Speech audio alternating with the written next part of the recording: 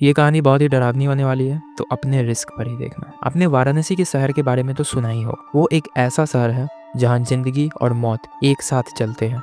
गंगा के घाट, साधुओं के मंत्र और मंदिरों की घंटियाँ। लेकिन ये कहानी उस वाराणसी की है जो रात के अंधेरे में छुप जाती है। एक कहानी जो इतनी डरावनी है कि सुनने के बाद आप रात को अपना फोन भी चेक नहीं कर पाओगे। तो अपने ब्लैंकेट को टाइट कर लो और लाइट्स को डिम कर लो और सुनो ये कहानी, जिसका नाम है the forgotten well of Varanasi. ये बात है एक फोटोग्राफर अंजलि की, जो कि 26 साल की लड़की थी। वो दिल्ली की रहने वाली थी, जो अपने इंस्टाग्राम के फोटोज के लिए वाराणसी घूमने आई थी अपने कैमरे के साथ। लेकिन उसको क्या पता था कि उसका कैमरा एक ऐसी चीज कैप्चर करेगा जो ना जिंदा है, ना मुर्दा और ना ही इंसान। अंजलि ने सुना था कि वाराणसी के घाटों के पास एक पुराना कुआं है जिसे लोग भूल चुके हैं। एक घाट के पीछे एक छोटी सी गली में जहाँ ना साधु जाते हैं ना टूरिस्ट। लोकल लोग इस कुएं को भूला कुआं कहते हैं कि ये कुआं इतना पुराना है कि जब वाराणसी बसा था, लेकिन इसके बारे में कोई बात नहीं करता, क्योंकि जो भी इसके पास जाता है वो या तो वापस नहीं आता या फिर वो खुद एक कहानी बन जाता है। अंजलि को ये सब बकवास लग रहा था। वो कहती है, अरे ये सब लोकल लोगों का ड्रामा है।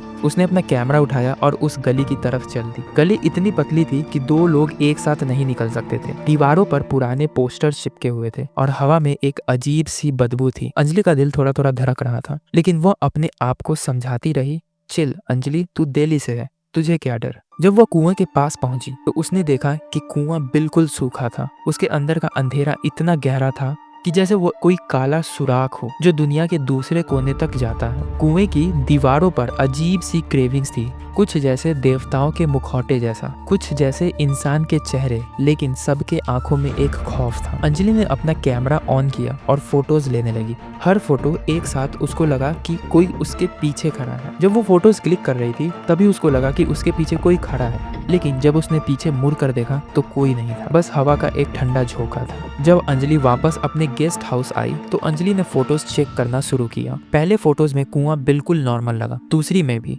लेकिन तीसरी फोटोज में उसने देखा कि कुएं के अंदर से एक छाया उभर रही थी, जैसे कोई धीरे धीरे बाहर आ रहा हो। अंजलि का दिल जोर से धड़का। ये क्या ग्लिच है, उसने अपने आप से कहा। उसने ये सोचकर के कैमरे के फोटोज को और जूम किया।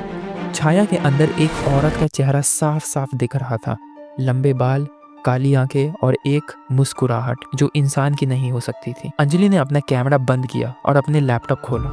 उसने फोटोज ट्रांसफर की, लेकिन हर फोटोज में वही छाया थी और हर फोटो में वो थोड़ी और करीब आ रही थी। रात के 2 बजे अंजलि के रूम में एक अजीब सी आवाज आई, जैसे कोई गीली चीज दीवार पर मार रही हो। उसने दरवाजा चेक किया, कोई नहीं था। फिर उसने अपना कैमरा उठाया, शायद उसको लगा कि वो सब रिकॉर्ड कर लेगी। लेकिन जब उसने अपना कैमरा ऑन किया तो स्क्रीन पर वही औरत का चेहरा था। अब बिल्कुल साफ साफ उसका चेहरा दिख रहा था। उसके बाल गीले थे, जैसे वो अभी कुएं से बाहर निकली हो। अंजलि ने कैमरा फेंक दिया और अपने ब्लैंकेट ओढ़ लिया। ये सपना है, ये सपना है, वो अपने आप से बोलती रही, लेकिन उसकी आवाज़ उसके कानों में गूंज रही थी। सुबह होते ही अंजलि ने एक लोकल पंडित से बात की। पंडित जी एक पुराने साधु थे जिनके चेहरे पर इतनी झुर्रियाँ थी कि वह खुद एक पुरानी किताब लगते थे। अंजलि ने उनको फोटोज दिखाई। पंडित जी का चेहरा सफ़ेद पड़ गया। पंडित जी ने कहा, बेटी तूने गलत जगह हाथ डाल दिया। ये कुआं कोई साधारण कुआं नहीं है, ये एक देवी द्वार है, लेकिन वह देवी अब नहीं रही। सदियों पहले उसकी पूजा बंद हो गई और उसका गुस्सा अब हर उस इंसान पर उतरता है जो उसके कुएं के पास जाता है। अंजलि ने पूछा, तो अब क्या करूं? पंडित जी ने कहा, एक ही तरीका है, तुझे वापस कुएं पर जाना होगा, एक पूजा करनी होगी और देवी को शांत करना होगा। लेकिन याद रख, अगर तू रात से पहले वापस नहीं आई तो वह तुझे अपने साथ ले जाएगी।